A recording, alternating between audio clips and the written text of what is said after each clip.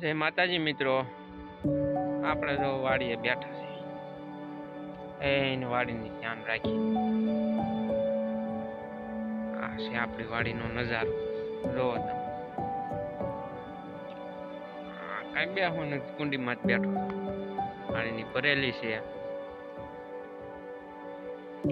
હાલો કપા બતાવો કેવો છે, કેજો પાછા. જો આવો કપા છે,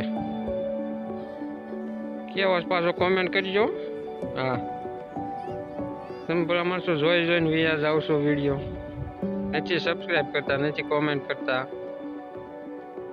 કેવો છે કપા? આ પેજ 5 ફૂટ છે. કોઈ નથી આવડો કપા. ટોકા કાઢી નાખી કેમ રે? હાલો ટોકા ભસકાઈ નાખી કપા.